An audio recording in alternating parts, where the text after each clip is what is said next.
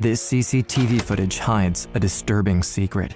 This is the last time 30-year-old Christel Mitchell was seen alive. Notice how she slides down the wall, covering her eyes with her hands. Seconds later, after standing up, you can see her nervously look behind her back before heading towards the parking lot elevator. She may seem to have escaped whoever was chasing her, but this couldn't be more wrong.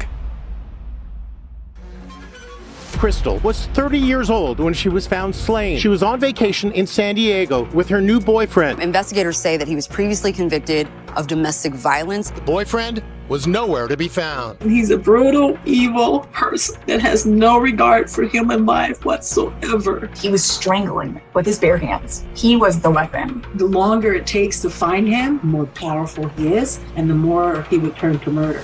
Christel's killer thought he was untouchable until the last person he ever expected began hunting him down. I decided to take matters into my own hands. Now her grieving mother, Josephine, a former detective, turns back into a sleuth to join the manhunt for Christel's killer. What if Liam Neeson was a sweet old grandma? Because if he was, he would be Josephine Wentzel. So you welcome her help? Absolutely. By the time that we got there, he was gone. So someone came and warned him that I was looking for him, and he fled.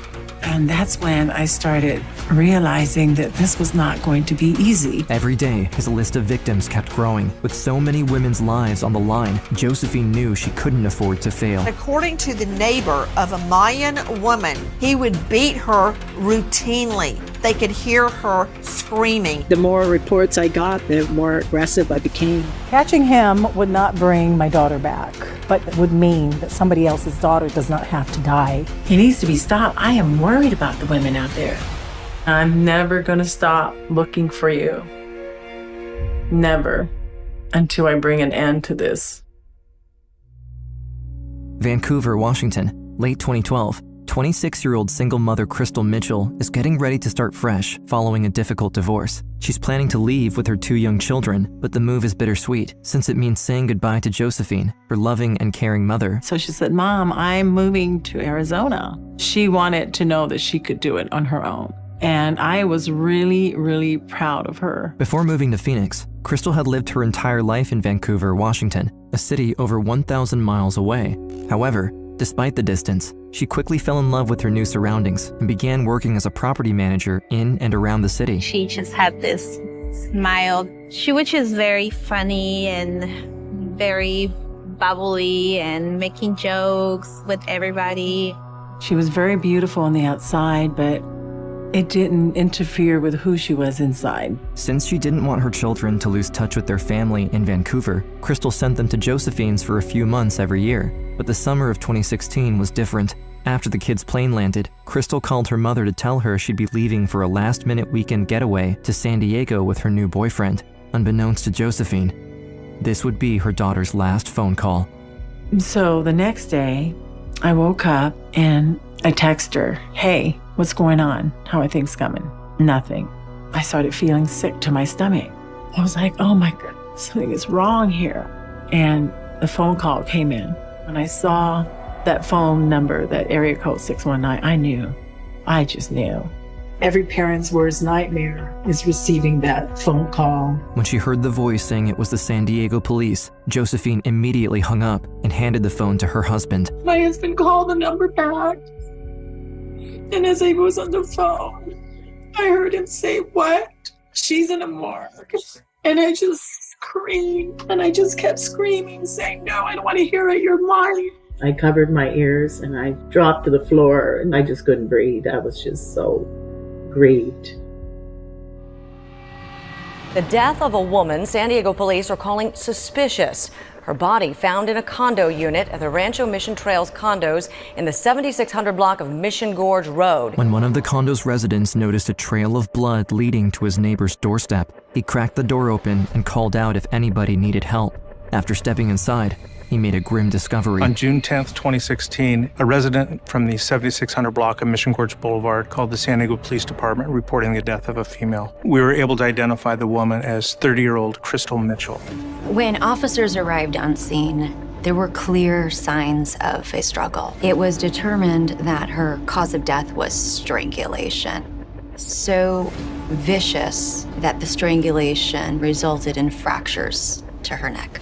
With no witnesses or suspects, the police scoured the apartment complex for anything suspicious. Investigators still here. There were multiple evidence placards that were scattered throughout the garage, and the biggest question they have right now is who killed that woman. But their first real clue didn't come from something they'd found. On the contrary, it was what was missing that put the detectives on the right track. They realized pretty soon in the investigation that her vehicle was missing, which eventually led us to the San Diego International Airport.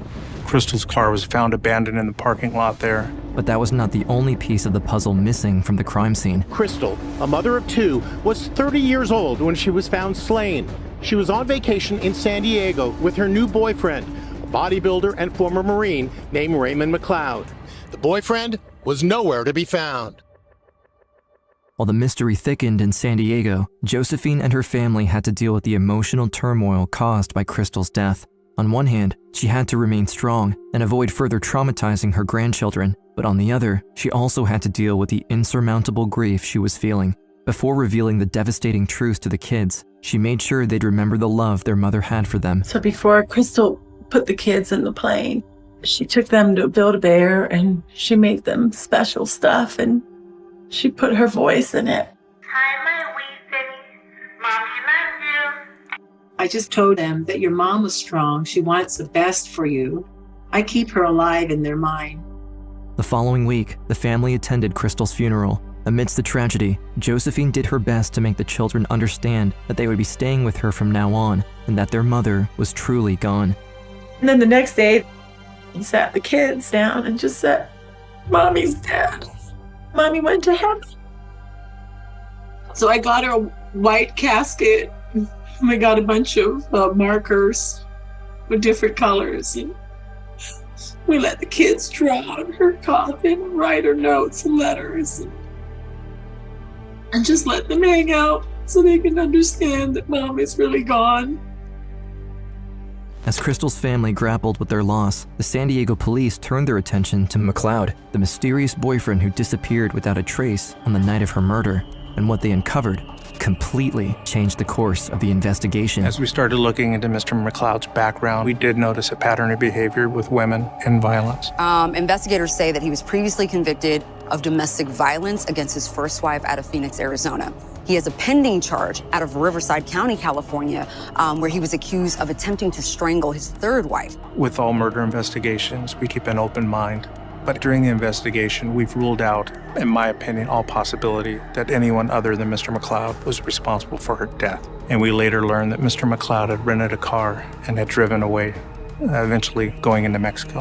McLeod isn't the first fugitive to think of crossing the border, and Josephine, as an ex-detective, believed that catching him would only be a formality. To tell you the truth, I just thought, okay, go get him. All right, he fled the country, we're gonna go get him. He's right over there, over the border in Mexico. What she thought would take a few days became weeks, months, then a whole year. No one is giving up. We will eventually find R.J. McLeod and bring him to justice. But eventually wasn't enough for Josephine.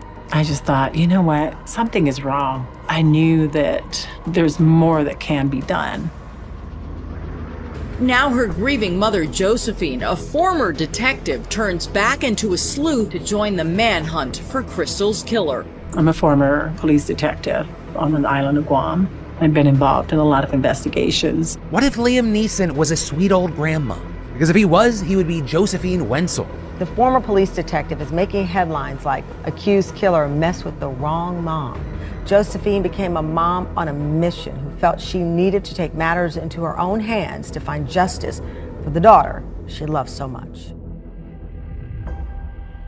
Waking up at 3 a.m. every day, Josephine searched every online record she could find in an attempt to gather new information concerning McLeod's whereabouts. I just spent day and night combing through the internet, combing through pages, reaching out to people. Have you seen this man? Have you seen this man? But Josephine was looking for a needle in a continent-sized haystack, and she knew she'd had to think out of the box if she'd ever hoped to find McLeod.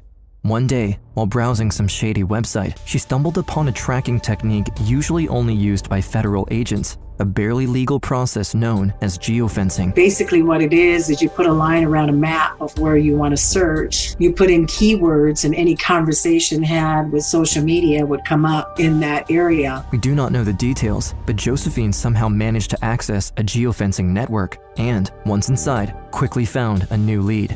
I came upon a blogger who wrote a whole blog about meeting a man in Guatemala. He was a former Marine, this crazy white American covered in tattoos, a cokehead, a drug addict, a drunk, that he had woke up about 5 a.m. and found him hitting on one of the women that were backpacking. Josephine knew she was on the right track. Doubling down on her lead, she eventually found a TikTok video of a muscular man aggressively dancing with a woman. Convinced she was onto something, she slowed it down, frame by frame, hoping he'd turn around even for a fraction of a second. And he had turned his face just enough to catch a glimpse of that person. And I said, oh my gosh, it's him. It was now or never. It took her months to find him, and Josephine knew that if she didn't get her hands on him now, she may never have another opportunity to do so. She then warned the U.S. Marshals, who immediately sent a team. By the time that we got there, he was gone. So someone came and warned him that I was looking for him, and he fled.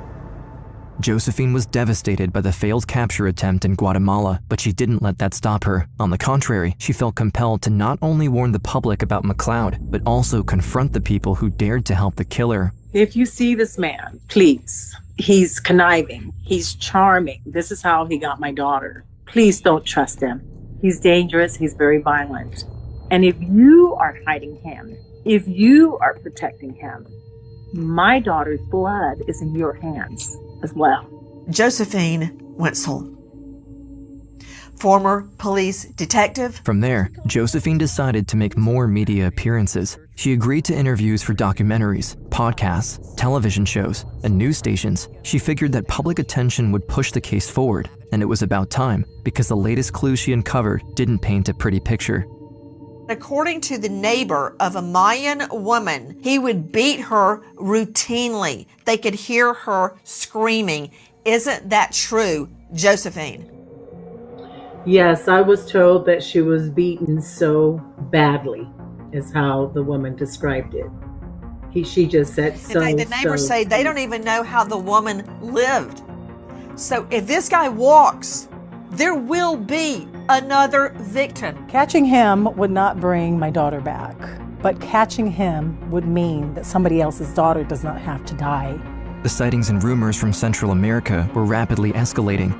McLeod was seemingly involved in drunken rampages, drug deals, brutal fistfights, violent assaults, even rapes, and yet still managed to evade the authorities. The more reports I got that he was hurting women, the more aggressive I became. He needs to be stopped. I am worried about the women out there. He's out there in these nightclubs meeting other women. It's very disturbing. I don't doubt one bit that he's killed again. Not with his record, not with his recklessness. And I believe that the longer it takes to find him, the more powerful he thinks he is, and the more he would turn to murder. In 2019, America's Most Wanted aired multiple segments about Christel's case and interviewed Josephine for the show. Now that she was on national television, the grieving mother-turned-detective addressed McLeod directly. My message to Raymond Samuel McLeod Jr. I'm never going to stop looking for you. Never. Until I bring an end to this. Reminiscing about her daughter, she wanted the world to know that her mission wasn't driven by revenge. On the contrary, Christel was an amazing woman, and her mother took every occasion to let the public know that she deserved justice, not only for herself, but for her entire family. She'd take the jacket off her back and hand it to you if you were cold. That's the kind of person she was. She loved her children so much. It was everything to her. This is why my search is so important, because it's justice for them as well. I want them to know that Nana did everything possible to find this man and bring them justice. The FBI and the U.S. Marshals had been on the case since the beginning, but Josephine's recent findings escalated their own chase for McLeod significantly, and he was put on both agencies' top 10 most wanted list. McLeod's history of violence will continue to escalate, and he will strike again, most likely against an unsuspecting woman. I can tell you that the U.S. Marshal Service thought this man is a danger to society as a whole. After years of relentless efforts from Josephine, the hunt for McLeod finally hit the mainstream, and not only in the United States. Authorities in the far reaches of half a dozen Central American countries ran extensive campaigns looking for him, and on August 28, 2022, a crucial tip came in. After a woman saw him at a club and claimed that he was very creepy looking, she called the tip in El Salvador, where he was residing. The morning routine was always the same. Josephine had just finished tidying up after breakfast, and her grandchildren were off to school. She sat at her desk with a cup of coffee and opened her laptop, ready to comb through the day's digital leads with a renewed sense of hope since she had gotten the tip that McLeod may be in El Salvador. Her geofencing network had flagged Sonsonate, a small city on the western edge of El Salvador. Scrolling through posts, she leaned forward when one image stopped her cold. It was a photo of an emaciated white man standing before a whiteboard with a dumbfounded expression on his face. He was teaching English to a group of children. She zoomed in on the face, familiar but aged, thinner than she remembered. She glanced down, frustrated. His long sleeves obscured his arms, hiding the tattoos that would confirm his identity. Josephine kept searching, her coffee untouched. A second photo popped up, the same man with other school teachers. Then, a third, this one taken in a crowded nightclub. The angle was clearer, the man unmistakable. It was him. There was no doubt about it. When I went through the pictures, I started screaming, my God, this is him, this is him. He was in El Salvador, teaching English. Now in possession of actual proof, and afraid that someone would come in to warn McLeod again, Josephine immediately contacted the U.S. Marshals. U.S. Marshals obtained a federal UFAP warrant for McLeod. The authorities took her claims seriously. After arriving in El Salvador, they coordinated with the local precinct to raid McLeod's residence. He had been cited with firearms in the past, so the police were expecting the worst. And then I got that phone call that, okay, we're here and we're going in. He's believed to possess an arsenal of automatic guns and ammunition. McLeod knew what was coming. The search for him had become so widespread over the years that he probably couldn't go a day without seeing his own face on a wanted poster. He stepped out of his residence without resistance and was arrested on the spot. The lead marshal called Josephine immediately, thanking her for finally closing the case. Without you, he would not have been arrested. That's what they told me. McLeod was extradited from El Salvador by the local police and flown back to San Diego by the marshals.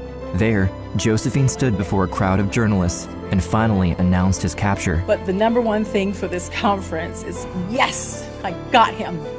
And he's not going to get away again.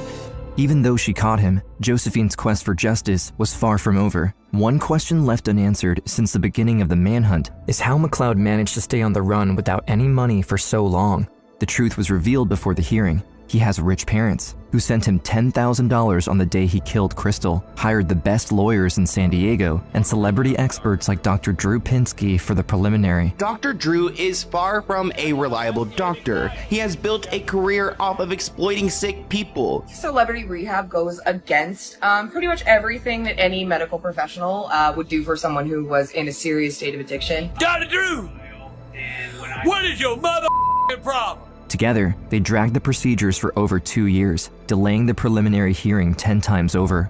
Josephine Wentzel, what exactly is happening in court right now? He has a lot of money, hiring attorneys and saying accidental death. Accidental death? How is he possibly claiming her murder is an accident? There's a trail of blood, literally a trail of blood, leaving the apartment to the elevator. The prosecution also had security camera footage showing Christel falling to the ground and McLeod grabbing her by the throat in the elevator. It's a hard video to watch. He had his hands on her neck. Is really a crossing of a line to blame the victim, because that's really what he's doing at this preliminary hearing.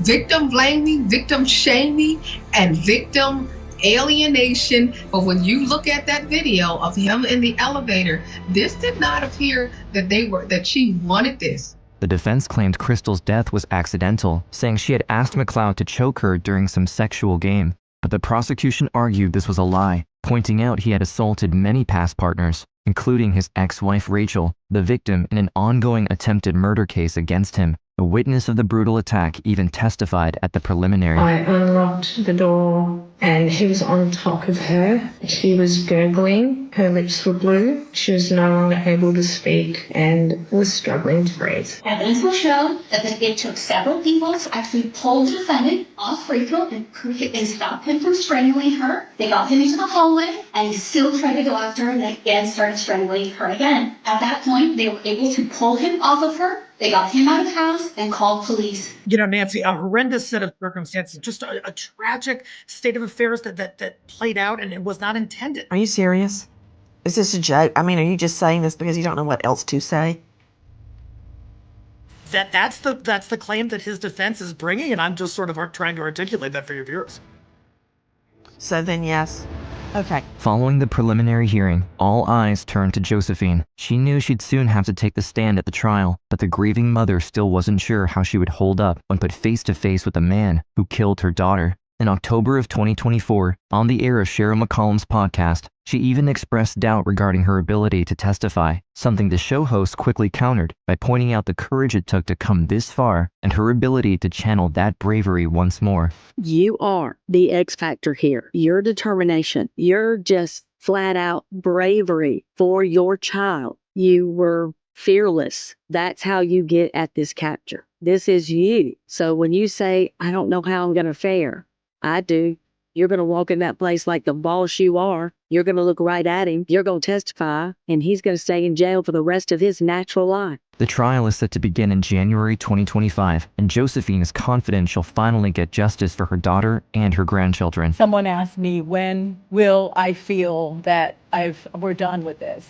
Are you satisfied you got him? No. I will be satisfied when he is convicted for brutally murdering my daughter and that he is sentenced to life in prison. And I will be just as much involved as I was in the search to see this happen. Whatever the circumstances, Josephine proved that hope and determination can light the way through even the darkest of situations. I was in so much pain that nothing would matter. I just turned my pain into power and nothing could stop me.